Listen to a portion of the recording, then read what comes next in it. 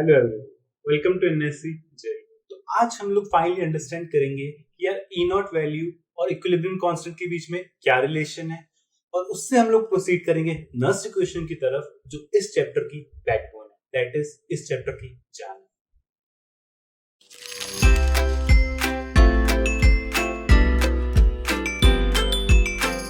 Hello everyone, तो यार start करते हैं विद गैल्वेनिक सेल। और गैल्वेनिक सेल में अब हमारा क्या पार्ट बचा है, दैट इज हमें ये देखना है कि अगर हमारे पास एक रिएक्शन है जिसमें कुछ इक्विलिब्रियम कांस्टेंट आ रहा है, तो वो इक्विलिब्रियम कांस्टेंट कुछ के इक्विलिब्रियम होगा, उसको हम लोग ई नॉट के साथ कैसे रिलेट कर सकते हैं। लास्ट लेक्चर्स में हमें ये पता लग गया कि ई नॉट कुछ ना कुछ होता है, लेकिन ई नॉट को अगर मुझे इक्विलिब्रियम के साथ रिलेट करना है तो वो रिलेशन मुझे अभी नहीं पता, और उसी रिलेशन को मैं ढूंढूंगा क्या है। तो यार उसके लिए सिंपल सी बात है, दैट इज हमें ढूंढना क्या है, equilibrium constant and E naught value के बीच में रिलेशन। तो ई नॉट वैल्यू के बीच में मुझे रिलेशन निकालना है, तो सीधी सी बात है, करो क्या, मान लो कि यार मुझे लास्ट क्लास से मुझे क्या पता है, मुझे ये पता है कि जो डेल्टा जी होता है वो क्या होता है, वो होता है minus N F E naught होता है। ये तो मुझे पता है, लास्ट क्लास में हमने डेराइव किया था। लेकिन ये डेल्टा जी अगर आपको याद हो थर्मोडायनेमिक्स में, तो यार यही तो माइनस आर टी एल के इक्विलिब्रियम के बराबर भी तो होता है। ये हम लोगों ने थर्मोडायनेमिक्स में पढ़ा था 11th में। तो यार अगर ये दोनों बराबर है तो सीधी सीधी बात है, ये भी बराबर है, ये भी बराबर है, तो इन दोनों को आपस में इक्वेट कर दो।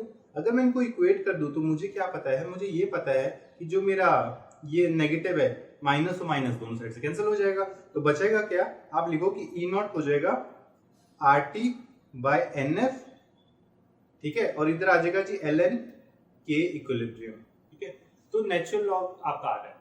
अब इंपॉर्टेंट क्या है कि मुझे इसको थोड़ा और अच्छे फॉर्म में लिखना अच्छा सा नहीं लग रहा, तो हम लोग क्या कर देंगे, हम लोग ना इसको इस फॉर्म में लिख सकते हैं, that is 2.303 into R T by F, ये एक क्वांटिटी हो गई, इंटू 1 बाई एन, ये एक हो गया, और ये हो जाएगा जी लॉग की पावर 10।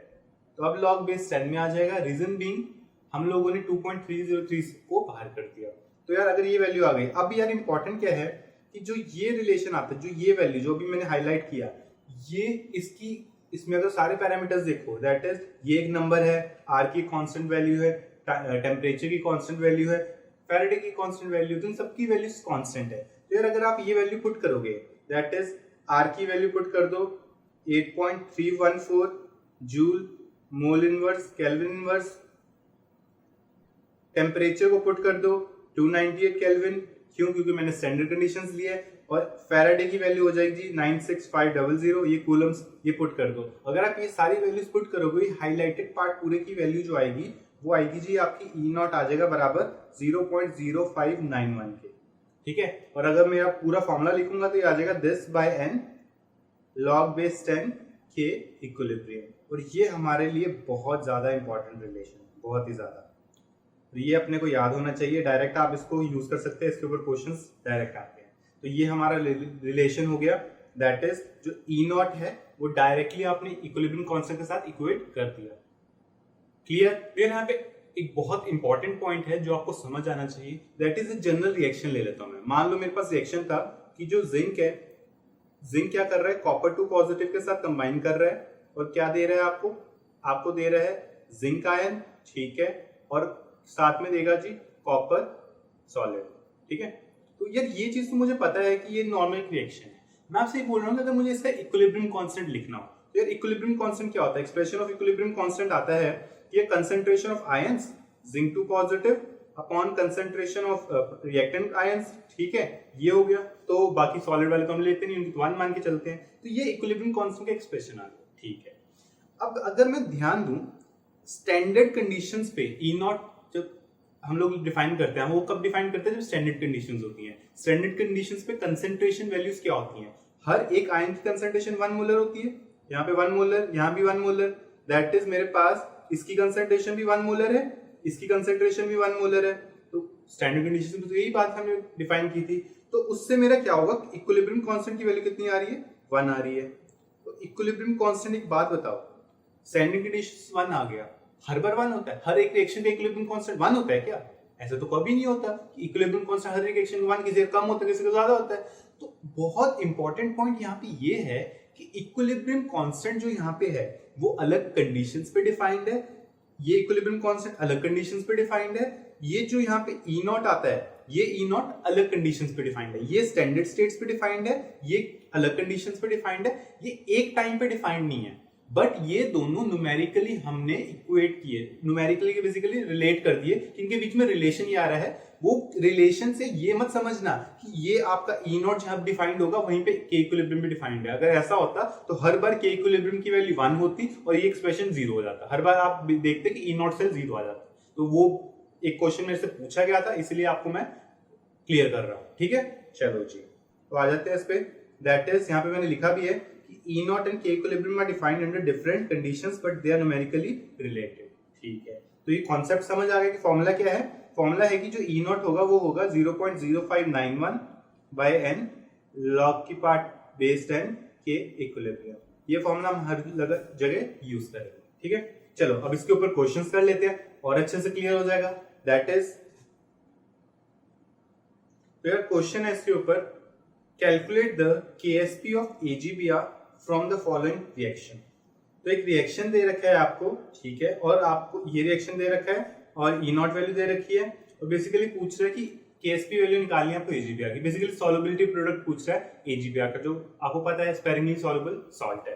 तो सीधी सी बात क्या है कि हमारे पास हमें करना क्या है, पहले सीधी सीधी बात, खत्म बात, कि हमें एजीबीआर जो है एक सॉल्ट है उसका सॉल्युबिलिटी प्रोडक्ट लिखना है। तो उसकी इक्वेशन लिखो सबसे पहले। तो अगर मैं उसकी इक्वेशन लिखता हूं तो इक्वेशन आती है कि एजीबीआर जो है वो टूटता है एजी पॉजिटिव में प्लस बीआर नेगेटिव में, ये भी एक्वस ये भी एक्वस, तो ये दोनों में टूट रहा है। इस रिएक्शन का जो इक्विलिब्रियम कांस्टेंट होता है उसको केएसपी बोलते हैं, ये मुझे पता है, इतना मैंने सीखा है। तो ये सिंपल सी बात ये है कि आपको गिवन इंफॉर्मेशन, एक क्या है, एक तो ये रिएक्शन गिवन है और एक ये रिएक्शन गिवन है, इन दोनों को यूज करके पहले क्या करना है, स्टेप्स क्या होने चाहिए। पहले इस रिएक्शन नंबर 1 रिएक्शन नंबर 2 इन दोनों को यूज करके हम लोग इस रिएक्शन की ई नॉट निकालेंगे, उस ई नॉट को फिर हम लोग के इक्विलिब्रियम से रिलेट करेंगे। तो सिंपल सी है, ठीक है। अब मुझे क्या पता है कि यार एजीबीआर लेफ्ट पे है फर्स्ट रिएक्शन में, यहाँ भी एजीबीआर मेरे को जो चाहिए था वो भी लेफ्ट में है, तो हम लोग क्या करेंगे, पहले रिएक्शन को तो एज इट इज लिख देंगे। लेकिन जो ई नॉट की बात करते हैं, ये अगर ई नॉट की बात करूं यहाँ पे मैं, तो ई नॉट का रिएक्शन क्या होता है, वो होता है जी एजी पॉजिटिव प्लस इलेक्ट्रॉन, ये आपको दे देगा एजी।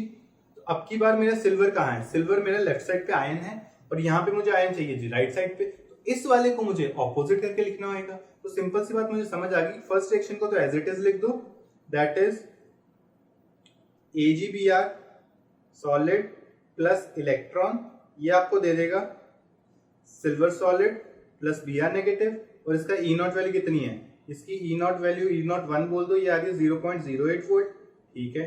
एंड सेकंड रिएक्शन हमारे पास जो ऑपोजिट करके लिखना है, दैट इज सिल्वर से आपको मिल जाएगा सिल्वर आयन प्लस इलेक्ट्रॉन, इसका जो ई नॉट वैल्यू आ जाएगा ई नॉट 2, ये आ जाएगा माइनस में, क्योंकि पहले क्या था प्लस में दे रखा था, रिएक्शन रिवर्स किया तो नेगेटिव हो जाता, लास्ट क्लास में देखा था, तो ये आ गया रिएक्शन। अगर हम दोनों रिएक्शंस को ऐड कर दें तो मुझे क्या मिल रहा है देखते हैं। पहले तो कैंसिल क्या होगा, Ag सॉलिड से Ag सॉलिड कैंसिल हो जाएगा, इलेक्ट्रॉन से इलेक्ट्रॉन कैंसिल हो जाएगा, तो अगर ओवरऑल रिएक्शन लिखोगे आप तो ये मिल जाएगा AgBr आपको दे रहा है Ag positive ion plus Br negative ion. तो यार इस रिएक्शन का इक्विलिब्रियम कांस्टेंट को Ksp बोलेंगे, तो यहाँ पे इसकी ई नॉट वैल्यू बोल दो, दैट इज ई नॉट 3। तो मुझे पता है अगर हम लोग n की ध्यान दें, नंबर ऑफ इलेक्ट्रॉन्स कितने आ रहे हैं, तो पहले रिएक्शन में देखो एक इलेक्ट्रॉन, अगले में देखो एक इलेक्ट्रॉन, और यहाँ पे क्योंकि रेडॉक्स चेंज हो ही नहीं रहा, हो क्या रहा है कि Ag पॉजिटिव Br नेगेटिव, यहाँ भी Ag पॉजिटिव Br नेगेटिव, तो रेडॉक्स चेंज नहीं है। लेकिन जब ऐसे कंडीशन में आप फंस जाओ तो आपको सिंपल देखना है चार्ज। तो इस 1:1 AB टाइप सॉल्ट है, तो चार्ज क्या है, Ag पॉजिटिव पे आ रहा है, उस पर 1 चार्ज आ रहा है, तो उसकी एन वैल्यू क्या हो जाएगी, 1 हो जाएगी। तो मुझे क्या समझ आया, मुझे ये समझ आया कि इसकी एन वैल्यू, सॉरी इसकी एन वैल्यू n1 है जी 1, इसकी एन वैल्यू n2 है 1, इसकी एन वैल्यू n3 है 1।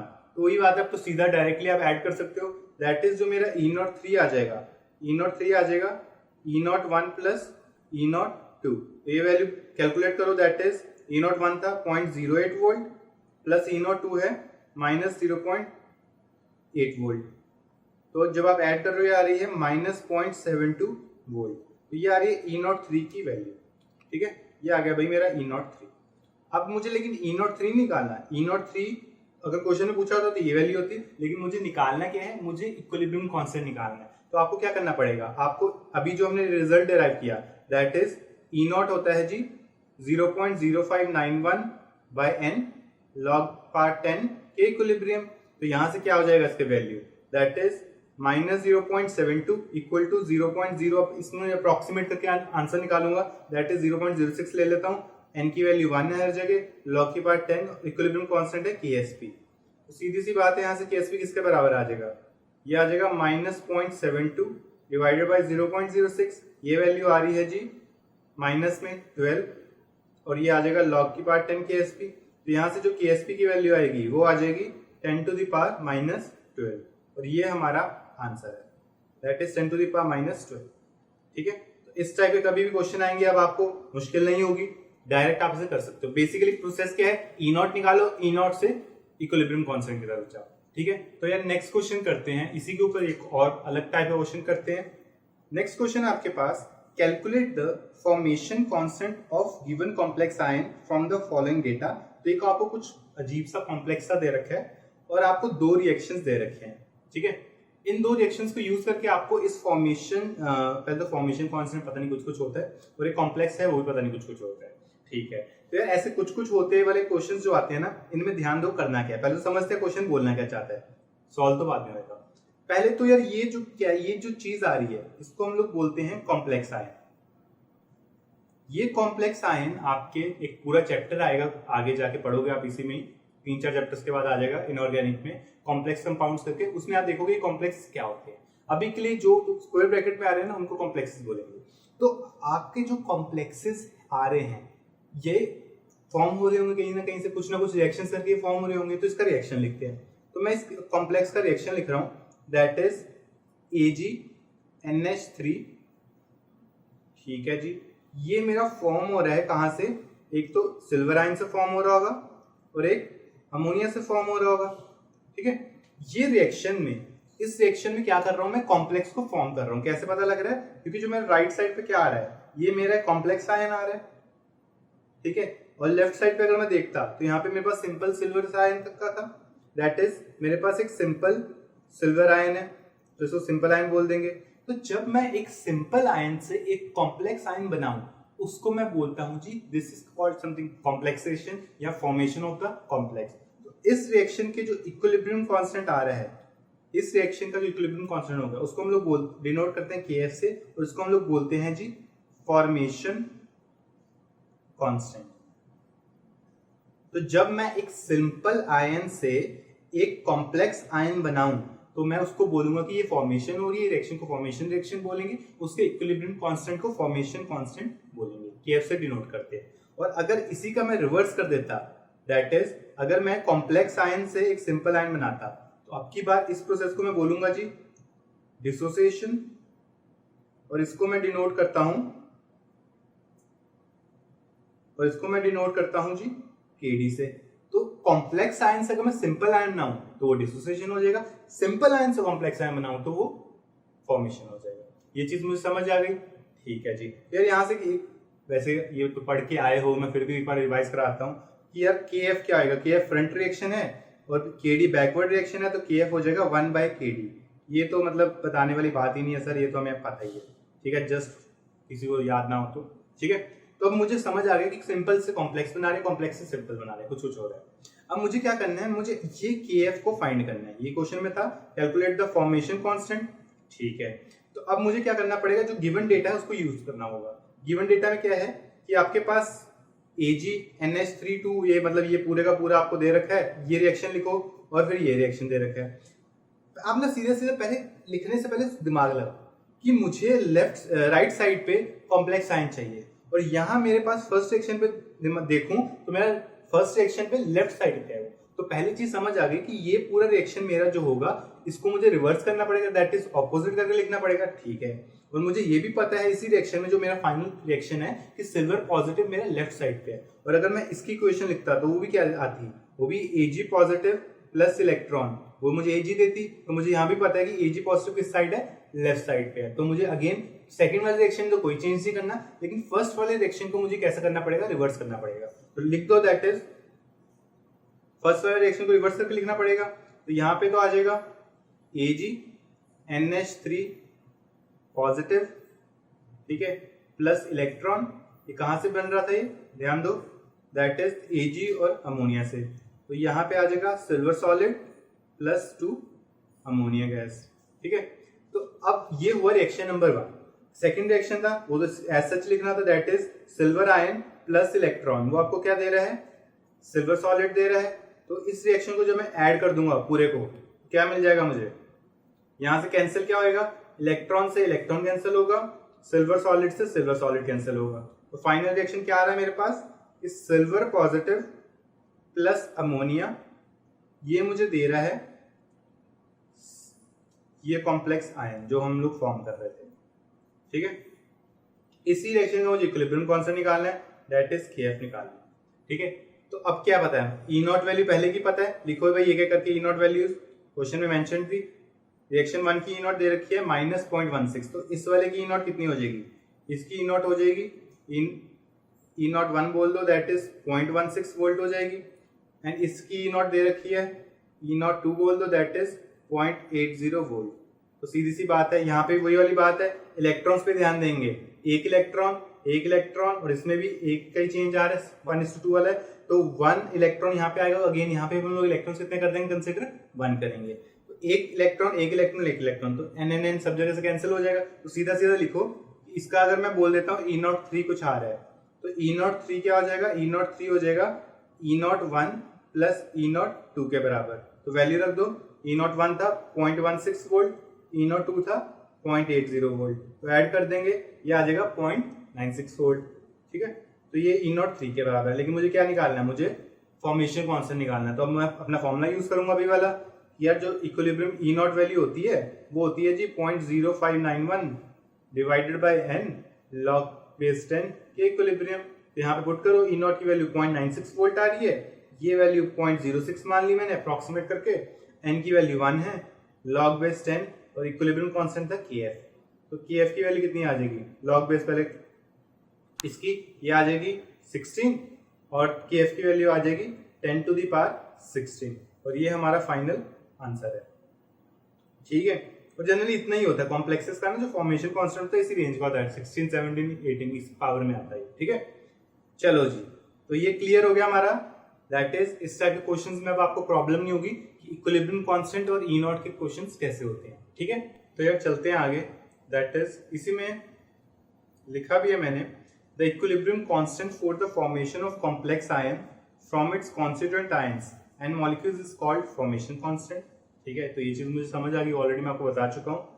And the greater the formation constant the more stable is the complex. तो वही वाली बात है, क्योंकि Kf की वैल्यू जितनी मैं ज्यादा लेके चलूंगा, जितना मेरा Kf की वैल्यू ज्यादा होगी, मतलब इक्विलिब्रियम क्या कहना चाह रहा है, बहुत ज्यादा वैल्यू हो रही है इक्विलिब्रियम कांस्टेंट की। तो इक्विलिब्रियम अगर बोल रहे रिएक्शन A से B जा रहा है, तो अगर ये रिएक्शन की इक्विलिब्रियम कांस्टेंट वैल्यू बहुत ज्यादा है, तो B बहुत ज्यादा बनेगा, तो वही वाली बात है, कॉम्प्लेक्स उतना ही ज्यादा स्टेबल होगा। तो मुझे ये चीज समझ आ गई कि इक्विलिब्रियम कांस्टेंट ज्यादा होगा, फॉर्मेशन कांस्टेंट, तो कॉम्प्लेक्स ज्यादा स्टेबल होगा, और अगर Kd की वैल्यू ज्यादा हो जाए तो कॉम्प्लेक्स उतना ही अनस्टेबल होगा, ठीक है जी। चलो यार नेक्स्ट आता है इसमें, that is calculation of actual EMF। तो ये बहुत इंपॉर्टेंट है, यही इस चैप्टर की बैकबोन है। दैट इज अब हम लोग एक इक्वेशन डिराइव करेंगे और उस इक्वेशन का यूज बहुत ही ज्यादा होगा, पूरा इलेक्ट्रोकेमिस्ट्री अब उससे हमारा क्लियर हो जाएगा, ठीक है। तो आ जाओ इस पे, कैलकुलेशन ऑफ एक्चुअल EMF पे। तो यार मेरे को एक इक्वेशन पता है, मतलब हम लोगों ने एक इक्वेशन पढ़ी हुई है, दैट इज जो डेल्टा G नॉट होता है वो क्या होता है, वो होता है -NF E नॉट, इसके बराबर होता है। ये तो मैंने ऑलरेडी डेराइव किया भी, पढ़ा भी था मैंने अभी, कि delta G not is -NF E not.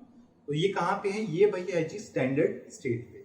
तो अगर मैं स्टैंडर्ड स्टेट्स की बात करता हूँ, स्टैंडर्ड कंडीशंस की, तो वहां पे भाई ये चीज वैलिड है कि डेल्टा G नॉट किसके बराबर होगा, -NF E नॉट के बराबर होगा। और ऐसे ही अगर स्टैंडर्ड कंडीशन हो, कोई भी जनरल कंडीशन हो, तो वहां पे मुझे क्या पता है कि जो डेल्टा G होता है, कोई भी डेल्टा G, वो किसके बराबर हो जाएगा, वो हो जाएगा -NF ई के बराबर, तो भाई ये भी मुझे पता है, किसी भी टेम्परेचर पे आप ले लो, कोई भी कंडीशन हो, सिर्फ स्टैंडर्ड वाली ना हो, तो डेल्टा जी इसके बराबर होता है। तो ये है जी भाई एनी एट एनी कंडीशन। ठीक है, तो यार आपने एक इक्वेशन पढ़ी थी, अगर आपको याद हो, 11th में पढ़ी थी हमने, दैट इज जो डेल्टा जी होता है वो होता है delta G naught plus R T L N Q के बराबर। ठीक है, और यहाँ पे क्यू क्या है, Q is the reaction quotient. तो भाई ये रिएक्शन कोशेंट है, ये अभी हम लोग सीखेंगे कैसे कैलकुलेट करते हैं इसको भी। ठीक है, तो ये हमने लास्ट क्लास में सीखा था, 11th में सीखा था, ये भी बहुत इंपॉर्टेंट है हमारे लिए ये 3 क्वेश्चन। तो यार ये क्वेश्चन नंबर 1 हो गई, ये क्वेश्चन नंबर 2 हो गई, ये क्वेश्चन नंबर 3 हो गई।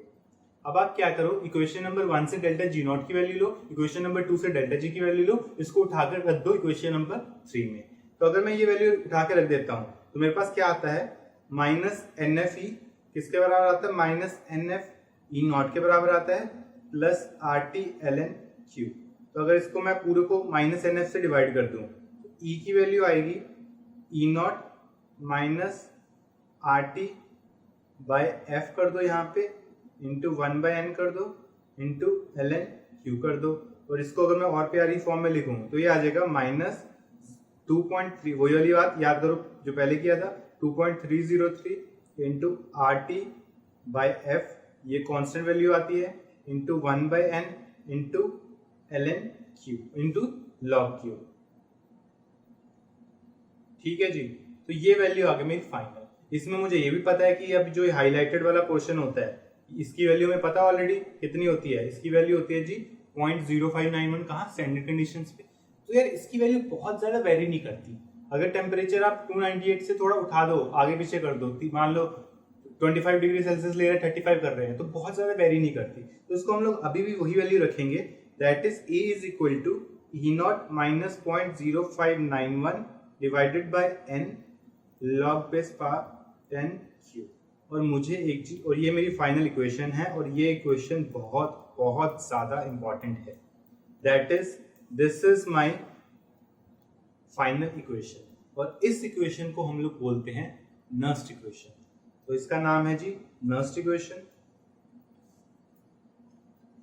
नर्स्ट इक्वेशन बेसिकली आपके जो क्यू के साथ, मतलब जैसे जैसे कंसंट्रेशन चेंज होती है एक रिएक्शन की, अगर आप कंसंट्रेशन चेंज करते हो उसके रिएक्टेंट्स के या प्रोडक्ट्स की, उसका क्या फर्क पड़ता है उसकी ईएमएफ पे, वो आपको पता लगता है नर्स्ट इक्वेशन से। एक चीज समझ आ गई कि यार जो मेरा ई है, यहाँ पे जो ई आ रहा है ये वाला, ये ई किसका फंक्शन है, ई नॉट का, एन का एंड क्यू का, that is E is a function of E not an and Q. तो इनके हिसाब से आपके ई की वैल्यू चेंज होती जाएगी। तो यही हमारी नर्स्ट इक्वेशन का पूरा सेटअप है कि नर्स्ट इक्वेशन क्या करेगा, किसी भी टेम्परेचर कंडीशंस पे आपको ई की वैल्यू प्रोवाइड करेगा। ठीक है, तो देख लेते हैं इसको। यहाँ पे मैंने बनाया भी है कि वॉल्टर नर्स थे जिन्होंने ये इक्वेशन डिराइव की थी, that is Nernst equation is an equation that relates the equilibrium reduction potential, ठीक है, of a half cell in an electrochemical cell to the standard electropotential, that is E naught से relate करते हैं, temperature, activity क्या है, वही concentration है, and reaction question जो हमने देखा ऑलरेडी। ठीक है, तो ये वॉल्टर नर्स ने ये क्वेश्चन डिराइव की थी। तो यार ये चीज तो मुझे समझ आ गई। अब अगर मैं आपसे बात करता हूं इसकी, कि हमारे पास एक चीज थी दैट इज रिएक्शन क्वेश्चन। तो यार ये रिएक्शन क्वेश्चन क्या चीज है, या आप लोग पहले पढ़ के भी आए होंगे, लेकिन मैं फिर आपको एक बार रिवाइज करूंगा। रिएक्शन क्वेश्चन बेसिकली एक नंबर होता है। ठीक है, इस नंबर की हमें वैल्यूज पता होनी चाहिए। तो उसके लिए मैं क्या करता हूं, मेरे पास मान लो यहाँ पे एक रिएक्शन है, दैट इज एक सेटअप दे रखा है, गैल्वेनिक सेल दे रखा है। तो यहाँ पे मान लो कि जो मेरा जिंक है, जिंक किसमें टूट रहा है, जिंक टूट रहा है जिंक 2 पॉजिटिव, तो इसकी कंसेंट्रेशन मान लो अभी के लिए 0.1 मोलर है, प्लस 2 इलेक्ट्रॉन्स। ठीक है, ये मेरे पास एक हाफ सेल रिएक्शन है, नोट पे हो रहा है। इसकी अगर मुझे क्यू वैल्यू बतानी है इस रिएक्शन की, तो क्यू वैल्यू इसकी स्ट्रेट वे हो जाएगी, दैट इज सॉलिड। देखो क्यू में क्या होएगा, ये जिंक सॉलिड था, ये नहीं आएगा। कोई भी सॉलिड हो, कोई भी pure liquid, pure solids pure liquids हमारे क्यू के एक्सप्रेशन में कभी नहीं आएंगे। तो क्यू की वैल्यू में क्या आएंगे, आपके एक्वस कंपोनेंट्स आएंगे या गैसेस आएंगे। गैस है नहीं, एक्वस कंपोनेंट पड़ा है, that is concentration of zinc 2 positive. किसमें, मोलैरिटी में। तो ये वैल्यू स्ट्रेट अवे हो जाएगी 0.1।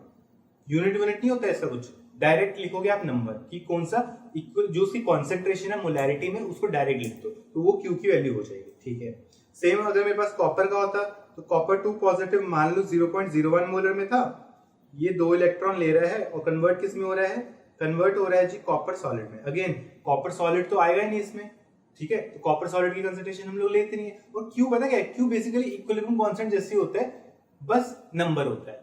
तो आपका यहाँ पे जो क्यू वैल्यू आएगी, कायदे से तो क्या आनी चाहिए थी, कॉपर सॉलिड आना चाहिए था divided by copper 2 positive ion की कंसंट्रेशन आनी चाहिए थी। और मुझे पता है कॉपर सॉलिड को मैं लूंगा नहीं, तो यहाँ पे इसकी वैल्यू कुछ नहीं आएगी। 1 अपॉन कॉपर की वैल्यू कितनी आती है, 0.01, तो ये वैल्यू आ जाएगी 100। तो सेकंड वाले रिएक्शन का क्यू जो हो जाएगा वो 100 हो जाएगा, फर्स्ट वाले का अकॉर्डिंगली हो जाएगा। तो ऐसे आप हर एक का क्यू निकाल सकते हैं। तो ये तो था सिंपल एक्वस सोल्यूशन है, उसका कैसे निकाल लिया। लेकिन कल को प्रेशर भी तो आ सकते हैं, गैसेस भी तो आ सकती हैं, तो उसका एक देख लेते हैं। दैट इज अगर मेरे पास कल को ऐसा कोई सेटअप आ जाए जिसमें गैसेस इन्वॉल्व हो रही है, तो यहाँ पे मान लो मेरे पास हाइड्रोजन है, दे भी रखा है, that is hydrogen 2 atmosphere pressure पे है। तो हाइड्रोजन 2 एटमॉस्फेयर प्रेशर पे है, कन्वर्ट हो रहा है हाइड्रोजन आयन में, कंसंट्रेशन कितनी है 0.1 मोलर और प्लस 2 इलेक्ट्रॉन्स दे देगा। ठीक है, इस रिएक्शन का मुझे क्यू निकालना है। तो यहाँ पे आप क्यू कैसे निकालेंगे, यहाँ पे क्यू आ जाएगा straight way concentration of H positive ion molarity में, क्योंकि पावर 2 है तो उसकी पावर रेज कर दो 2 से, divided by pressure of hydrogen gas in atmosphere. तो यहाँ पे आ जाएगा प्रेशर ऑफ हाइड्रोजन गैस किस में, एटमॉस्फेयर में। तो ये वैल्यू रख दो, यूनिट्स कोई होते नहीं इसके, तो ये आ जाएगा 0.1 इसका whole square divided by pressure of hydrogen कितना था 2 एटमॉस्फेयर। तो ये वैल्यू निकाल लोगे, आ जाएगा 0.01/2। तो ये वैल्यू आ जाएगी गैस के केस में अगर क्यू निकालना है। तो सीधी सीधी बात समझ आई, सॉलिड लिक्विड प्योर हटा दो, एक्वस कंपोनेंट्स लो, आयंस लो, उनकी कंसंट्रेशंस लिखो किसमें, मोलैरिटी में। और अगर गैस है तो उसका एटमॉस्फेयर प्रेशर लिखो, लेकिन हर जगह यूनिट नहीं आएगा। क्लियर, ठीक है जी। तो इसको देख लेते हैं, दैट इज यहाँ पे मैंने इसका लिखा भी है, to calculate Q the pure solid and pure liquid can be ignored and the concentration of ions raised to the power of stoichiometric coefficient, जैसे हाइड्रोजन वाले केस में देखा, मस्ट बी इन मोलैरिटी। ठीक है, नेक्स्ट दे रखा है in the expression of Q the pressure of gases are in atmosphere but the concentration of ions should be in molarity. ये चीज मुझे पता लगी, प्रेशर एटमॉस्फेयर में, कंसंट्रेशन मोलैरिटी में। ठीक है, तो यार एक बार उसी एक्सप्रेशन को थोड़ा और अच्छे से एनालाइज करते हैं। That is E is equal to E0 minus 0.06/n log की पावर 10 log की बेस 10 क्यूब। ठीक है, अब यार सिंपल सी बात है, अगर मैं बात करता हूँ स्टैंडर्ड स्टेट की, तो इसी एक्सप्रेशन को मैं एनालाइज कर रहा हूँ कि यह सही है या फिर ऐसे टाइम पास में बना दिया।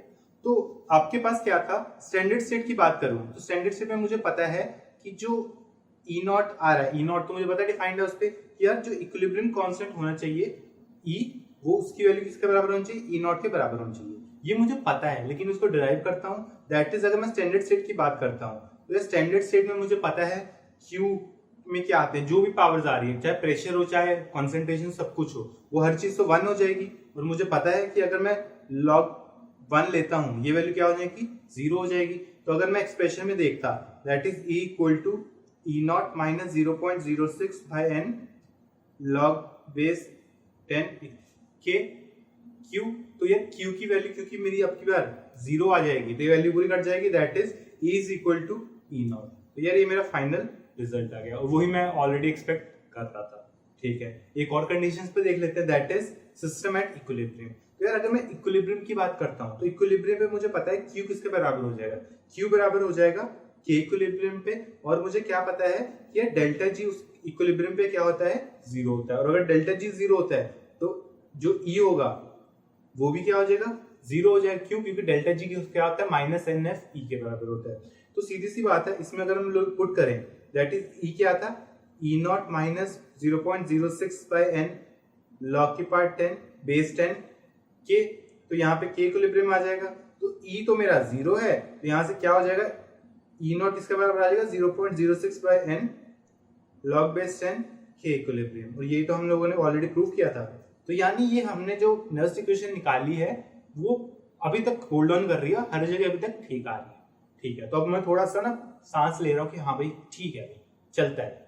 ठीक है, तो यार क्वेश्चन करते हैं नर्सरी क्वेश्चन पे और थोड़ा इस पे हाथ बिठाते हैं ताकि कॉन्फिडेंस आए कि चलो कभी भी नर्सरी क्वेश्चन आएगा तो कैसे करना है, ठीक है। तो क्वेश्चन हमारे पास that is calculate the electrode potential developed when a zinc rod is immersed in 0.1 molar solution of zinc sulphate, ठीक है। तो हमारे पास एक जिंक रॉड है और 0.1 मोलर जिंक सल्फेट सॉल्यूशन है। वो बोलता है कि आपको इलेक्ट्रोड पोटेंशियल कैलकुलेट करनी है। तो ये बात मैं पहले भी बहुत बार बता चुका हूं कि इलेक्ट्रोड पोटेंशियल का मतलब होता है रिडक्शन पोटेंशियल, ठीक है। तो जब भी इलेक्ट्रोड पोटेंशियल की बात करेगा वो रिडक्शन पोटेंशियल की ही बात करता है। तो हमें रिडक्शन पोटेंशियल निकालनी है। दैट इज मुझे क्या कैलकुलेट करना है, मुझे ई जिंक 2 पॉजिटिव से जिंक ये वैल्यू कैलकुलेट करनी है और मुझे पता है किसके बराबर हो जाएगी, ये हो जाएगी ई नॉट जिंक 2 पॉजिटिव से zinc minus 0.0591 by N log base 10 Q, ठीक है। और मुझे क्या पता है, मुझे पहले तो रिएक्शन लिख लेता हूं मैं, ये मुझे निकालनी है। रिएक्शन क्या होगा, रिएक्शन होगा जिंक 2 पॉजिटिव प्लस 2 इलेक्ट्रॉन्स। ये क्या देंगे मुझे, ये देंगे मुझे जिंक सॉलिड देंगे। तो इसकी कंसंट्रेशन कितनी है, इसकी कंसंट्रेशन है 0.1 मोलर, ठीक है। तो यहां से अगर मैं क्यू वैल्यू निकालता हूँ, क्यू वैल्यू कितनी आ जाएगी, वो आ जाएगी 1/0.1। तो ये वैल्यू आ रही है 10, ठीक है। तो यहां से अगर मैं ई वैल्यू निकालता हूँ जिंक 2 पॉजिटिव से जिंक, तो ये कितनी आ जाएगी, ये आ जाएगी ई नॉट, तो वैल्यू दे रखी है -0.74, ठीक है। -0.06 ले रहा हूँ मैं कैलकुलेशन आसान करने के लिए, डिवाइड बाय एन। एन कितना है, 2 इलेक्ट्रॉन्स हैं तो एन की वैल्यू 2 हो जाएगी, लॉग बेस 10 और क्यू की वैल्यू कितनी है 10, तो ये तो 1 हो जाएगा। तो ये आ जाएगा -0.74 -0.03, ये आंसर आ जाएगा -0.77 वोल्ट। तो यार ये मेरा फाइनली आंसर है। तो ये बहुत आसान, बहुत डायरेक्ट क्वेश्चन था, लेकिन एक बार को पता लग गया कि नर्सरी क्वेश्चन में करना क्या, ठीक है। और क्वेश्चंस करते हैं इसके ऊपर। That is what pressure of hydrogen has to be maintain over pure water so that the electrode potential of hydrogen electrode becomes 0। तो भाई बड़ा अलग सा क्वेश्चन है, पहले तो समझते हैं क्वेश्चन बोलना क्या चाह रहा है और फिर इस क्वेश्चन को आप ट्राई करना, ठीक है। क्वेश्चन ये है कि आपके पास एक सिस्टम है, ठीक है, आप हाइड्रोजन इनपुट कर रहे हो यहाँ से, ठीक है। तो आपसे ये प्रेशर पूछ रहे हैं कि किस प्रेशर पे आप ये हाइड्रोजन इनपुट करो ताकि जो मेरा इलेक्ट्रोड पोटेंशियल वैल्यू आ रही है, दैट इज ई वैल्यू आ रही है हाइड्रोजन वाले की, मतलब रिडक्शन पोटेंशियल आ रहा है, वो वैल्यू कितनी होनी चाहिए, वो हो जानी चाहिए 0। तो बेसिकली मुझे पता है रिएक्शन क्या होगा, अब रिडक्शन वाला रिएक्शन लिखने, तो क्या हो जाएगा, ये हो जाएगा 2H पॉजिटिव प्लस 2 इलेक्ट्रॉन्स। ये क्या दे देगा, ये आपको दे देगा जी हाइड्रोजन गैस, ठीक है। ये रिएक्शन है। तो अगर इस रिएक्शन की मुझे पहले तो क्यू वैल्यू देख लेते हैं। यहाँ पे इसका प्रेशर कितना है, प्रेशर दे नहीं रखा, प्रेशर ही निकालना तो pH2 बोल दो। यहाँ पे इसकी कंसंट्रेशन दे रखी है कितनी, प्योर वाटर दे रखा है। तो प्योर वाटर में मुझे पता है कंसंट्रेशन ऑफ H पॉजिटिव क्या हो जाएगी, कंसंट्रेशन ऑफ H पॉजिटिव हो जाएगी जी 10⁻⁻7 मोलर, ठीक है। तो ये मुझे पता है। तो अब यहाँ पे इसकी वैल्यू कितनी है, क्यू, यहाँ पे कंसंट्रेशन 10⁻⁻7 मोलर हो जाएगी। तो अगर मैं क्यू वैल्यू पूछूं आपसे, तो क्यू वैल्यू कितनी हो जाएगी, वो हो जाएगी pressure of hydrogen divided by concentration of H positive का स्क्वायर। तो ये आ जाएगा pressure of hydrogen divided by concentration of H positive का स्क्वायर, दैट इज 10⁻⁻14, ठीक है। मुझे बोलता है कि मुझे इलेक्ट्रोड पोटेंशियल 0 करना है। तो इलेक्ट्रोड पोटेंशियल क्या है, वो हो जाएगा ई H पॉजिटिव से हाइड्रोजन, ये किसके बराबर होता है, ई नॉट H पॉजिटिव से hydrogen minus 0.0591 by N log base 10 Q, ठीक है। तो मुझे बोलता है ई नॉट वैल्यू, तो देखो मुझे वैसे पता है कि स्टैंडर्ड हाइड्रोजन पोटेंशियल SHE, उसकी ई नॉट वैल्यू 0 होती है। उसका ई वैल्यू भी बोल रहे हैं कि आपको 0 करनी है, यानी ए भी 0 करना है। तो मुझे पता लग गया कि ये पूरे को 0 करना है। इस पूरे में अगर मुझे 0 करना है, दैट इज लॉग को अगर टर्म को 0 करना होता है तो लॉग क्यू की वैल्यू कितनी हो जाएगी, 1 हो जाएगी। तो क्यू आपको प्रूव करना है 1 के बराबर है, दैट इज क्यू किसके बराबर था, वो था प्रेशर ऑफ हाइड्रोजन अपॉन 10⁻⁻14, ये 1 के बराबर होना चाहिए। तो यहाँ से प्रेशर ऑफ हाइड्रोजन किस में आ जाएगा, ये प्रेशर आता है एटमॉस्फेयर में, तो ये आ जाएगा 10⁻⁻14 एटमॉस्फेयर। दैट इज अगर मैं आपसे प्रैक्टिकली पूछूं ये पॉसिबल है कि नहीं, तो प्रैक्टिकली ये पॉसिबल नहीं है, लेकिन क्वेश्चन कुछ भी आ सकता है। तो क्वेश्चन आ जाएगा तो आपको ऐसे कैलकुलेट करना है, ठीक है जी। तो यार ये तो बहुत सिंपल एप्लीकेशन से नर्सरी क्वेश्चन के। तो अब थोड़ा और अच्छे से देखते हैं। अब ना एक मैं जनरल रिएक्शन लूंगा, उस रिएक्शन को मैं दो तरह से सॉल्व करके बताऊंगा। एक जनरल क्वेश्चन आया था, उसको दो तरह से सॉल्व करके बताऊंगा, फिर आप लोग चूज करना आपको कौन सा मेथड बेटर लगता है। ठीक है, तो क्वेश्चन है हमारे पास, calculate the EMF of the cell, that is एक आपको सेल दे रखा है, सेल ये इतना पूरा लेक्चर मैंने इसके ऊपर बनाया था, तो अब इससे सेल इक्वेशन तो आप लिख ही सकते हो। ठीक है, और आपको ई नॉट वैल्यू दे रखी है, एक सेल दे रखा है पूरे का पूरा और ई नॉट वैल्यू दे रखी है। आपसे बोल क्या रहा है कि और कंसंट्रेशंस भी दे रखी है, आपसे बोल रहे हैं कि बताओ इसका ई वैल्यू क्या होगी पूरे ओवरऑल सेल की। तो यार अगर कभी भी ऐसा क्वेश्चन आता है तो आपके पास दो मेथड है सॉल्व करने के। ठीक है, पहला मेथड क्या है, पहले मेथड में तो सिंपल है, आप एनोड का रिएक्शन अलग कर लो, कैथोड का रिएक्शन अलग कर लो, उनकी ई वैल्यूज निकाल लो। दैट इज अगर मैं आपसे मेथड 1 बोलता हूं, मेथड 1 में क्या करना है आपको, मेथड 1 में आप पहले एनोड की side low, that is anode क्या है मेरा, जिंक का एनोड बना हुआ है, एनोड वाला रिएक्शन की पहले हम लोग ई वैल्यू कैलकुलेट करेंगे। तो यहां से मेरे पास एनोड पे रिएक्शन है कि जिंक मेरा कन्वर्ट होगा जिंक टू पॉजिटिव, कंसंट्रेशन कितनी है उसकी 0.1 मोलर, ये 0.1 मोलर पे है, प्लस 2 इलेक्ट्रॉन।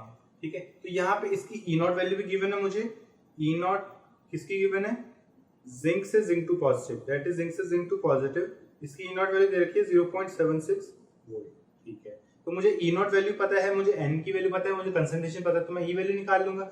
यहाँ दैट इज इसमें लगा दो नर्सरी इक्वेशन, तो ई जिंक से जिंक टू पॉजिटिव, ये क्या हो जाएगा, ये हो जाएगा ई नॉट जिंक से zinc two positive minus 0.06 by N log base 10 Q. ठीक है, और अगर यहीं पे मैं डायरेक्ट क्यू भी निकाल के रख दूं पहले से, तो क्यू की वैल्यू क्या आ जाएगी, क्यू की वैल्यू आ जाएगी 0.1, क्योंकि सॉलिड तो आपको पता है आएगा नहीं, तो सीधा सीधा आपका कंसंट्रेशन आ जाएगा। तो यहाँ पे अगर वैल्यू पुट करूं तो ये आ जाएगा 0.76 वोल्ट माइनस 0.06, एन है 2 लॉग बेस 10 और क्यू की वैल्यू है 10 टू द पावर -1। तो ये वैल्यू कैलकुलेट करेंगे तो ये आ जाएगी 0.76, ये माइनस आ रहा है आगे आ जाएगा, जो ये माइनस होगा ये आगे आ जाएगा, तो ये वैल्यू सीधे सीधे आ जाएगी प्लस 0.03। तो ये वैल्यू कैलकुलेट करेंगे तो ये आ रही है 0.79 वोल्ट। तो यार जिंक पे जो मेरा एनोड था, जिंक का एनोड था, ये मेरी आ रही है इतनी, दैट इज जो एनोड पे मेरी ई वैल्यू है वो आ रही है इतनी। ठीक है, ये कैलकुलेट कर ली मैंने। अब बात कर लेते हैं कैथोड की। तो कैथोड पे मुझे पता है रिएक्शन क्या होगा। अगर मैं कैथोड की बात करूं, कैथोड में अच्छा यहाँ पे ये 2 पॉजिटिव आएगा और यहाँ पे कॉपर 2 पॉजिटिव आएगा। कैथोड में क्या होगा, कैथोड में कॉपर 2 पॉजिटिव से कॉपर में कन्वर्ट होगा, दैट इज कॉपर 2 पॉजिटिव, ये कहां पे हो रहा है, ये कैथोड पे हो रहा है। कॉपर 2 पॉजिटिव 2 इलेक्ट्रॉन्स लेगा, कन्वर्ट किस में हो जाएगा, कॉपर में हो जाएगा, और यहाँ पे कंसंट्रेशन थी इसकी 0.01 मोलर। तो यहाँ पे पहले Q वैल्यू कैलकुलेट कर लेते हैं। Q की आ जाएगी 1 अपॉन कॉपर 2 पॉजिटिव की कंसंट्रेशन, ये आ रहा है 1 अपॉन 0.01, ये वैल्यू आ रही है 100, यही थी ना 0.01, देख लो, हाँ जी 0.01 था। तो अब मुझे क्या करना है, मुझे यहाँ से नर्सरी क्वेश्चन लगानी है कैथोड पे, तो क्या आ जाएगी, कॉपर 2 पॉजिटिव से कॉपर, इसका जो आ जाएगा ये ई नॉट कॉपर 2 पॉजिटिव से कॉपर में माइनस 0.06 बाय एन है 2, अभी एन लिख दो उसको, लॉग बेस 10 क्यू। तो यहाँ पे वैल्यू पुट कर देते हैं, दैट इज ये वैल्यू 0.34 दे रखी थी क्वेश्चन में, माइनस 0.06 बाय एन 2 दे रखा है, लॉग बेस 10 क्यू की वैल्यू है 100, तो ये आ जाएगा 0.34 माइनस 0.06 बाय 2, लॉग 100 कितना हो जाता है, 2 हो जाता है। ठीक है, तो ये वैल्यू आ रही है 0.28 वोल्ट। ठीक है, तो मेरी जो रिडक्शन पोटेंशियल आ रहा है कैथोड पे वो आ रहा है जी इतना। ये चीज मुझे क्लियर हो गई कि मैंने कैथोड पे भी रिडक्शन वैल्यू निकाल ली, एनोड के अकॉर्डिंगली वैल्यू निकाल ली। तो यार सिंपल सी बात ये है कि ये वैल्यू आ रही है कैथोड पे ई की, ठीक है, रिडक्शन पोटेंशियल आ रहा है, और यहाँ पे एनोड पे ये था एनोड का रिडक्शन, एनोड पे क्या है ऑक्सीडेशन पोटेंशियल। एनोड का ऑक्सीडेशन पोटेंशियल मैंने निकाल लिया क्योंकि यहाँ पे ऑक्सीडेशन हो रही है, वो 0.79 वोल्ट आ रही है, और कैथोड भी मैंने रिडक्शन पोटेंशियल निकाल लिया, वो 0.28 आ रहा है। और हमने पहले दिन जब ये बात कर रहे थे इसके रिगार्डिंग, हमने लिखा था कि जो ई सेल होता है वो क्या हो जाता है, ई ऑक्सीडेशन प्लस ई रिडक्शन। ऑक्सीडेशन कहाँ होता है, ऑक्सीडेशन होता है एनोड पे, रिडक्शन कहाँ होता है, ये होता है जी कैथोड पे। तो ये वैल्यू पुट कर दो, ये कितनी कैलकुलेट की थी हमने, ये आ रही थी 0.79 वोल्ट, ये आ रहा है 0.79 वोल्ट प्लस ये आ रहा है 0.28 वोल्ट। तो ये वैल्यू कितनी आएगी, कैलकुलेट करोगे, ये आ रही है 1.07 वोल्ट। तो सेल की ओवरऑल वैल्यू आ रही है 1.07 वोल्ट। तो ये हमारा फाइनल आंसर है। तो इसमें सिंपल तरीका क्या था इस पूरे में कि मैं कैथोड की अलग निकालता हूँ, एनोड की अलग निकालता हूँ। तो मैंने किया क्या, मैंने यहाँ पे अगर इस रिएक्शन को देखोगे, मैंने पहले एनोड की वैल्यू निकाली, यहाँ पे एनोड पे जो सेटअप हो रहा था, फिर कैथोड की वैल्यू निकाली, कैथोड की अलग से ई वैल्यू निकाली, दोनों को ऐड कर दिया, तो वो मैंने इस सेल के बराबर लिख दिया। ये तो एक तरीका है। इसमें बेनिफिट क्या होगा, बेनिफिट ये है कि मुझे ना यहाँ पे बैलेंस नहीं करना पड़ा। यहाँ पे कुछ इलेक्ट्रॉन्स थे, ठीक है, अभी तो क्वेश्चन वैल्यू में दोनों ही दो इलेक्ट्रॉन्स है, तो कोई दिक्कत नहीं है। लेकिन कल को अगर अलग इलेक्ट्रॉन्स भी होते, रिएक्शन 1 में अलग नंबर ऑफ इलेक्ट्रॉन्स है, रिएक्शन 2 में अलग नंबर ऑफ इलेक्ट्रॉन्स है, तो उनको अलग अलग कर सकते हैं, उनको कोई दिक्कत, बैलेंस करने की जरूरत ही नहीं है। मैंने यहाँ कहीं बैलेंस किया, कहीं सोचा मैंने बैलेंस के बारे में, नहीं सोचा। तो आप क्या कर सकते हो, आप जब कॉम्प्लेक्स रिएक्शंस आ रहे हैं जहां बैलेंसिंग में प्रॉब्लम आ रही है, तो आप मेथड 1 से जाना, जहां पे आपको ऑक्सीडेशन अलग निकालना, रिडक्शन अलग निकालना और उनको बैलेंस कर देना, ऐड कर देना, आंसर आ जाएगा। लेकिन एक डायरेक्ट मेथड भी इसको करने का, मेथड 2 भी है। उसमें क्या है, उसमें अगर आपको पता लग रहा है कि बैलेंस करके आसान हो रहा है इक्वेशन, मतलब बैलेंस कर लोगे जल्दी से, ज्यादा टाइम नहीं लगेगा, तो आप मेथड 2 लगाना, वो जल्दी से आपको आंसर देगा। दैट इज, अगर मैं मेथड 2 की बात करूंगा तो मेथड 2 देख लेते हैं इसका। दैट इज मेथड 2 में क्या कर रहा हूं मैं, जो नर्स्ट इक्वेशन लगा रहा हूं, ये मैं लगा रहा हूं ओवरऑल सेल रिएक्शन में। पहले मैं क्या कर रहा था, पहले मैं Nernst equation individual half cells पे लगा रहा था। पहले एनोड पे लगाई, जैसे आप यहाँ पे देखो, यहाँ पे मैंने क्या किया मेथड 1 में, यहाँ पे मैंने नर्स्ट इक्वेशन लगाई एनोड पे, ठीक है। फिर मैंने उसके बाद यहाँ पे क्या किया, यहाँ पे मैंने नर्स्ट इक्वेशन लगाई कैथोड पे, और फिर मैंने दोनों को ऐड कर दिया। लेकिन मेथड 2 में मैं क्या करूंगा, मेथड 2 में मैं दोनों को एक साथ लिख लूंगा, पहले मैं अलग अलग नहीं लगाऊंगा। मैं मेथड 2 में दोनों को एक साथ लिख रहा हूं। दैट इज, जिंक मेरा सॉलिड में था, वो कॉपर 2 पॉजिटिव से कंबाइन कर रहा है।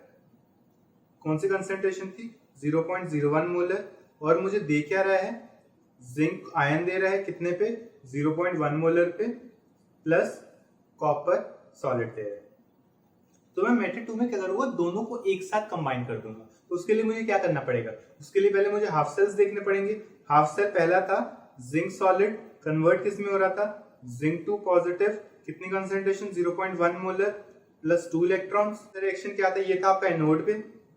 और कैथोड पे अगर मैं बात करता हूं, तो कैथोड पे क्या था कि कॉपर 2 पॉजिटिव प्लस 2 इलेक्ट्रॉन्स, वो मुझे देगा कॉपर सॉलिड, और ये कंसेंट्रेशन थी 0.01 मोलर। तो अब की बार मुझे इन दोनों को ऐड करना होगा। तो अगर मैं ऐड कर देता हूं, तो अब इलेक्ट्रॉन्स बैलेंस है, यही मेन प्रॉब्लम है मेथड 2 में कि इलेक्ट्रॉन्स बैलेंस करने पड़ेंगे। यहाँ पे तो ऑलरेडी बैलेंस है, बहुत सिंपल इक्वेशन है, लेकिन कल को कॉम्प्लिकेशन हो सकती है, तब ध्यान रख लेना। इलेक्ट्रॉन्स बैलेंस है, ठीक है, तो आपका फाइनल रिएक्शन क्या हो जाएगा, zinc solid plus copper 2 positive, कौन सी कंसेंट्रेशन, 0.01 मोलर पे, दे क्या रहा है, जिंक 2 पॉजिटिव दे रहा है 0.1 मोलर पे, एंड कॉपर सॉलिड दे रहा है। अब आप इस रिएक्शन में, जो ये रिएक्शन आप देख पा रहे हो, इस रिएक्शन में आपको लगानी है जी नर्स्ट इक्वेशन। तो अगर मैं यहाँ पे पहले क्यू वैल्यू यहीं पे कैलकुलेट कर लो, क्यू वैल्यू कैलकुलेट करोगे, वो आएगी concentration of zinc 2 positive divided by concentration of copper 2 positive. तो ये वैल्यू कितनी आ रही है, ये आ रही है 0.1 डिवाइडेड बाय 0.01, तो ये वैल्यू आ रही है 10 के बराबर। अब आपको लगाना है overall reaction, that is E cell, E cell हो जाएगा E naught cell minus 0.06 by n. N तो आपको पता ही यहाँ पे कितना आ रहा है, 2 आ रहा है, लेकिन मैं पूरा लिख देता हूँ, एन लॉग बेस 10 क्यू, ठीक है। अब मुझे क्या करना है, मुझे ई नॉट सेल निकालना है, ठीक है, और मुझे Q मैं ऑलरेडी निकाल चुका हूँ, 10 आ रखा है और N की वैल्यू मुझे पता है 2 है। तो मुझे ई सेल निकालना है। ई सेल के लिए मैं क्या करूंगा, ई सेल तो मुझे पता है सामने सामने कि यार यहाँ पे भी 2 इलेक्ट्रॉन्स हैं, एनोड पे अगर मैं बात करता हूँ यहाँ पे 2 इलेक्ट्रॉन्स है, कैथोड पे 2 इलेक्ट्रॉन्स है, ओवरऑल भी मुझे पता है 2 इलेक्ट्रॉन्स का चेंज है। ये रिएक्शन तो बहुत बार देखा हमने, लेकिन फिर भी अगर किसी ने नहीं देखे पुराने लेक्चर्स तो अब ध्यान रखना कि जिंक में चेंज कितना आ रहा है, जिंक 0 से 2 पॉजिटिव में जा रहा है, 2 का चेंज आ रहा है। यहाँ तो ऑक्सीडेशन वाला चेंज देख लो, या फिर आप ये देख लो कॉपर 2 पॉजिटिव कॉपर में जा रहा है, तो 2 इलेक्ट्रॉन्स का चेंज यहाँ भी आ रहा है। तो N1 मेरा कितना है, N1 भी मेरा 2 है, N2 कितना है, ये भी 2 है, और N3 कितना है, ये भी 2 है। तो वही वाली बात है, ई सेल कितना आ जाएगा, E1 प्लस E2 आ जाएगा। तो यहाँ पे वैल्यू पुट कर देंगे, ये आ जाएगा E01 plus E02 minus 0.06 bye N2 आ जाएगा, लॉग बेस 10 कितना था, ये Q निकाला था हमने 10, ठीक है। तो ये वैल्यू पुट करो, दैट इज ये दे रखा था E01 कितना निकाला था मैं, E01 दे रखा है हमें क्वेश्चन में 0.76, E02 है 0.34, इनको ऐड कर दो, दैट इज 0.76 प्लस 0.34, ठीक है, माइनस 0.06 बाय 2 लॉग 10, तो यार 1 ही होता है, ठीक है। तो ये आ जाएगा 1.10 वोल्ट माइनस 0.03 वोल्ट, तो ये आंसर आ रहा है 1.07 वोल्ट। तो अभी भी हमारा आंसर सेम आएगा, दैट इज ई सेल जो अभी भी हमारा आ रहा है वो 1.07 वोल्ट ही आ रहा है। जो यहाँ पे देखो ये 1.07 वोल्ट, यहाँ पे भी 1.07 वोल्ट। लेकिन ध्यान में रखने वाली बात ये है कि सेकंड रिएक्शन हमारा, सेकंड मेथड जो है बहुत जल्दी से आंसर देगा, फर्स्ट मेथड उतना जल्दी आंसर नहीं देगा। अगर ये चीज आपको दिमाग में आ गई तो अब आप दोनों तरह से आंसर निकाल सकते हो, आपके ऊपर है, फ्रीडम आपके पास है, जो आपको अच्छा लगे आप उससे आंसर निकालिए। तो यार क्लियर हो गया क्वेश्चन हमें। अब चलते हैं नेक्स्ट क्वेश्चन पे, एक थोड़ा अच्छा क्वेश्चन करते हैं इसके ऊपर। दैट इज क्वेश्चन है हमारे पास, calculate the E cell of the following reaction, ठीक है। तो ये आपको सेल नोटेशन दे रखी है एक सेल की, और आपसे बोल क्या रहा है, उनकी ई नॉट वैल्यू भी दे रखी है कि इस सेल का ई सेल निकालो, जैसे पूरे सेल का आपको ईएमएफ वैल्यू बतानी है, ठीक है। और फिर पूछता है बी पार्ट है कि is the cell reaction spontaneous, तो वो तो यार बाद में पता लगेगा, जब ई सेल आ जाएगा अगर ई सेल पॉजिटिव आ जाएगा स्पॉन्टेनियस है, नेगेटिव आएगा तो नॉन स्पॉन्टेनियस है, एंड फिर कुछ और पूछ रहा है, ठीक है। तो यार सिंपल सी बात यहाँ पे ये है कि आपको पहले तो ई सेल निकालते हैं, फिर बाकी बी पार्ट सी पार्ट बाद में देखते हैं। तो अगर मुझे इसका निकालना है, दैट इज आपको सेल सामने आपके पास, तो आपका पहले तो ऑक्सीडेशन में क्या हो रहा है, यहाँ पे आपका Fe2 पॉजिटिव Fe3 पॉजिटिव में जा रहा है, ये ऑक्सीडेशन हो रहा है, और Ag पॉजिटिव Ag में आ रहा है, ये रिडक्शन हो रहा है। तो अगर मुझे सेल लिखना है यहाँ पे, तो पहले लिख लो, दैट इज Fe2 पॉजिटिव क्या कर रहा है आपका, Fe3 पॉजिटिव में जा रहा है और एक इलेक्ट्रॉन दे रहा है, ठीक है। इसकी कंसंट्रेशन है 0.2 मोलर, इसकी कंसंट्रेशन दे रखी है 0.1 मोलर, ठीक है। और सेकंड आपको दे रखा है कि जो सिल्वर पॉजिटिव है वो एक इलेक्ट्रॉन ले रहा है, कौन सी कंसंट्रेशन पे, 1 मोलर कंसंट्रेशन पे, एक इलेक्ट्रॉन एब्जॉर्ब कर रहा है, कन्वर्ट किस में हो रहा है, सिल्वर सॉलिड में कन्वर्ट हो रहा है, ठीक है। तो ये हमारा रिएक्शन है, नेट रिएक्शन। इसकी ई नॉट वैल्यू दे रखी है कितनी, इसकी दे रखी है जी 0. रिवर्स की दे रखी है, तो इसकी हो जाएगी -0.77 वोल्ट, ठीक है।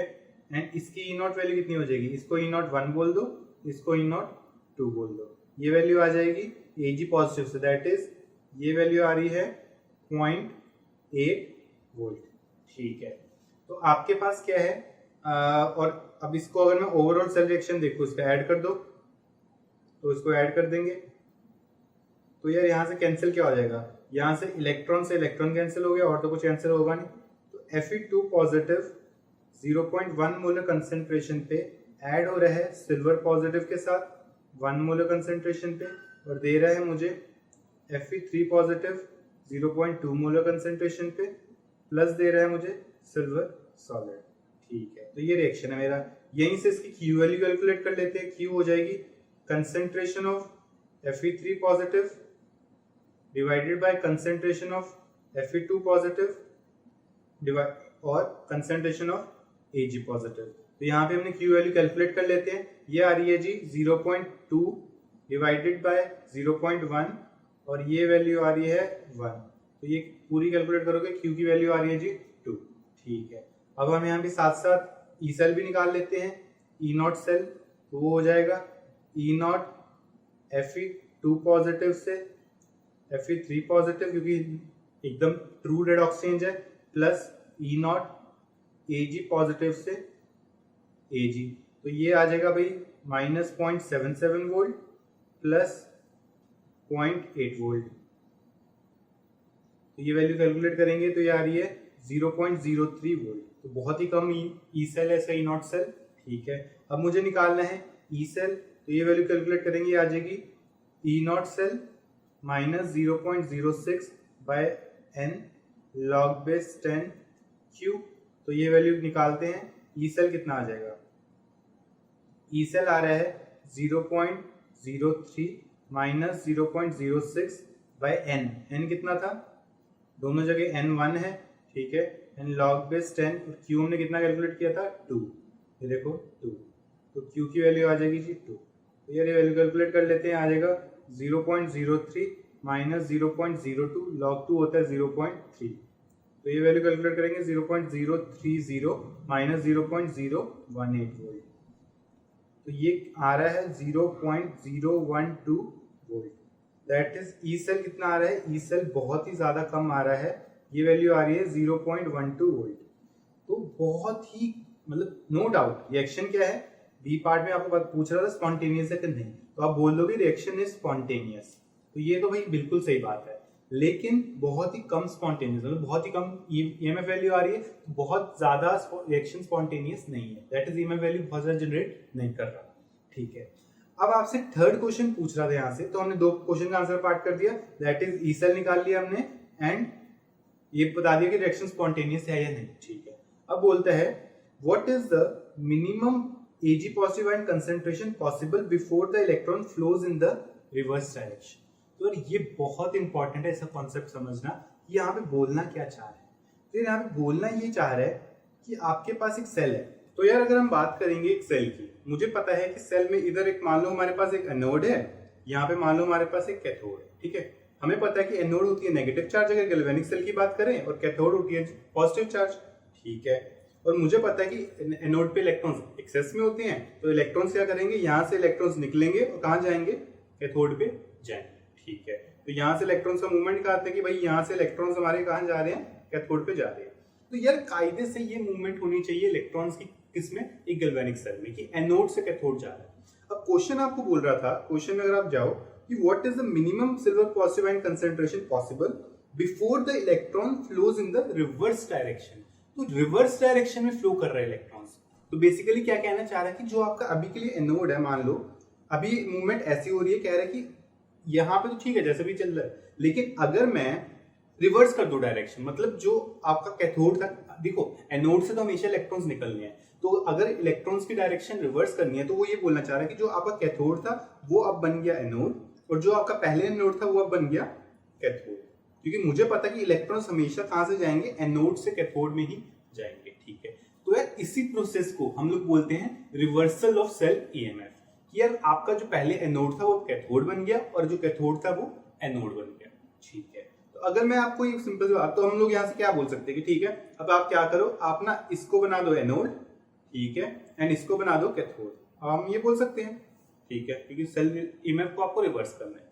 अगर मैं इसका एक्सप्रेशन लिखूं ई सेल का, तो ई सेल मेरे पास क्या था, वो था ई नॉट सेल माइनस 0.06 ले लेते हैं divided by n log base 10 q।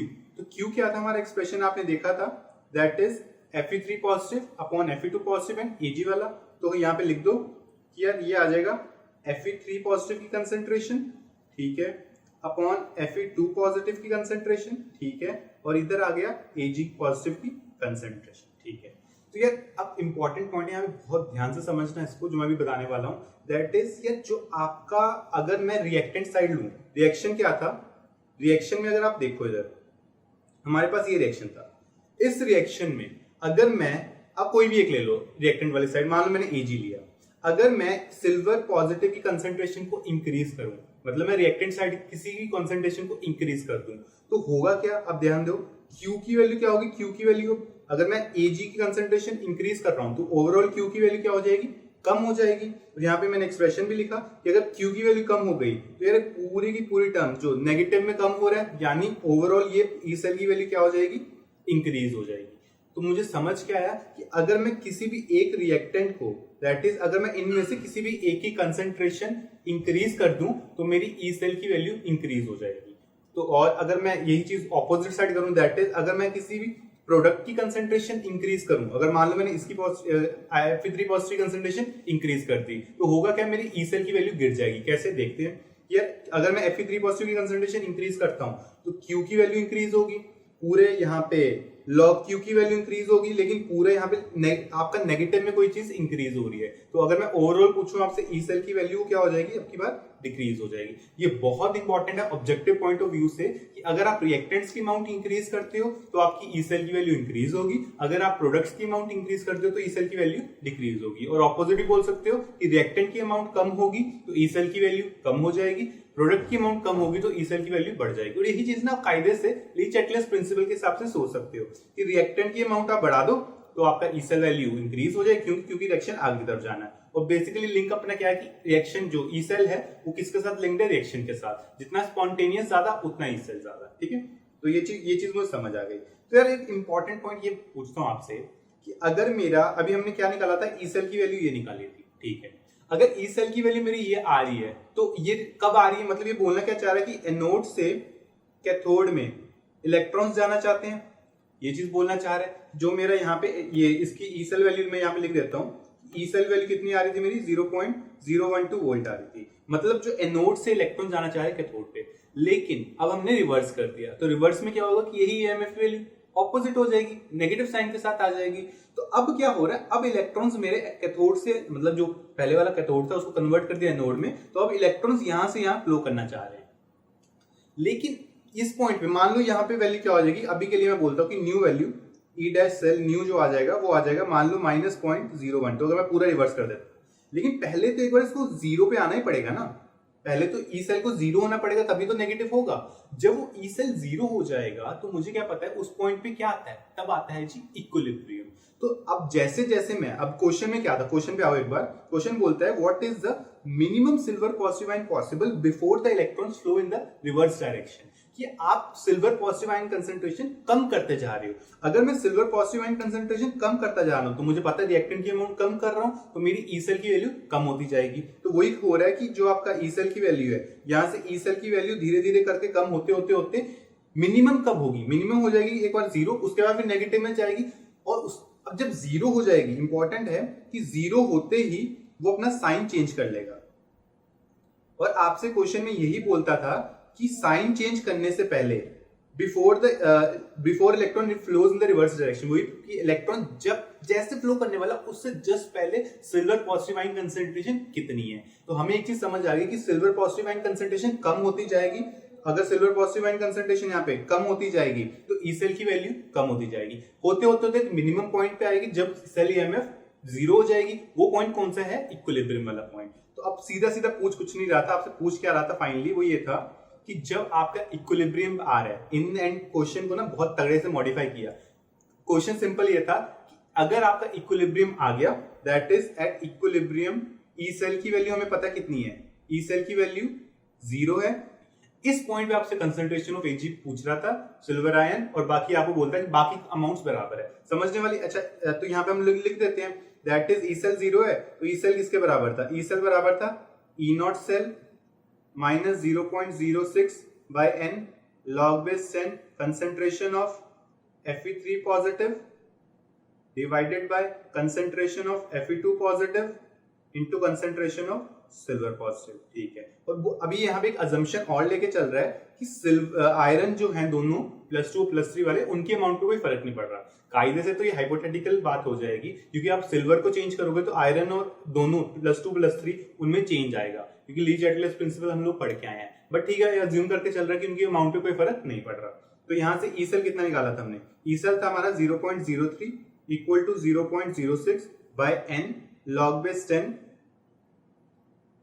Fe3 positive concentration कितनी थी, वो थी 0.2, ये आ गया 0.2 divided by 0.1 into concentration of silver positive. ठीक है, तो अब यहां से कर दो यार, इसका क्या आ जाएगा 1/2 आ जाएगा log की पार्ट बेस 10, ये आ जाएगा 2 divided by concentration of silver positive ion.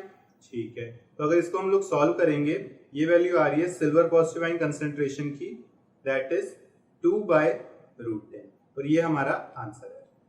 तो सिल्वर पॉजिटिव आयन कंसेंट्रेशन कितनी हो जाएगी, 2/√10 हो जाएगी। ठीक है जी, तो यार ये आंसर था।